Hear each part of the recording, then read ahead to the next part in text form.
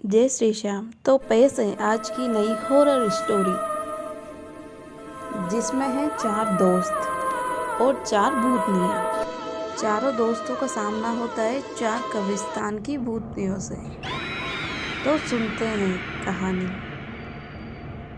भूतिया कहानी।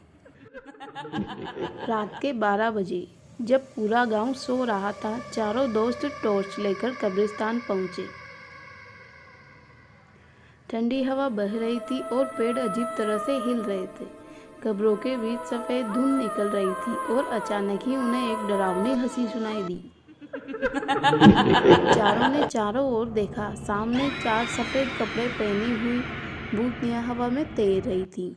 उनकी आंखें लाल जलती हुई थीं और उनके पैरों के बजाय घने काले धुएं का गुब्बार था। तुम लोग यहाँ क्यों आए हो? एक भूतनी ने धीमी डरावनी आवाज में पूछा। अजय हिम्मत करके बोला, हम बस देखने आए थे कि यह सच में भूतिया है या नहीं। अब जब आ ही गए हो तो वापस नहीं जा सकते, एक दूसरी भूतनी बोली और हवा में उड़ते हुए उनके पास आ गई।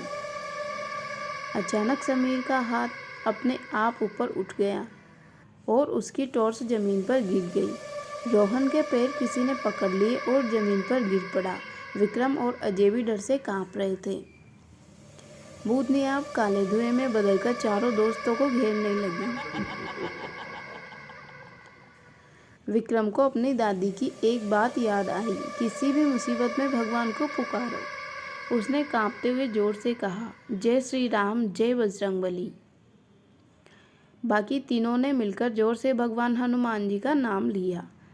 जैसे ही उन्होंने जय हनुमान कहा, एक तेज दिव्य प्रकाश कब्रिस्तान में फैल गया। आसमान से एक गदा चमकती हुई आई और जमीन पर गिरते ही जोरदार धमाका हुआ। भगवान हनुमान का तेजस्वी रूप आकाश में प्रकट हुआ। उनकी आंखों में क्रोध था। उन्होंने अपनी गदा घुमाई और जैसे ही गदा से प्रकाश निकला, चारों भूतनियाँ जोर से चिल्लाने लगी। उनकी डरावनी चीखों से पूरा कब्रिस्तान गूंज उठा और देखते ही देखते वे काले धुएं में बदलकर राख हो गई। भूतनियाँ जाते जाते बोली, हम शापित आत्माएं थी, अब हमें मुक्ति मिल गई है, धन्यवाद प्रभु। उस दिन के बाद वह कब्रिस्तान कभी डरावना नहीं रहा। लोग वहां जाकर हनुमान चालीसा पढ़ने लगे और एक छोटा सा मंदिर भी बना दिया। चारों दोस्त समझ गए कि शैतानी ताकतों के सामने केवल भगवान का ही नाम सबसे बड़ा हथियार है।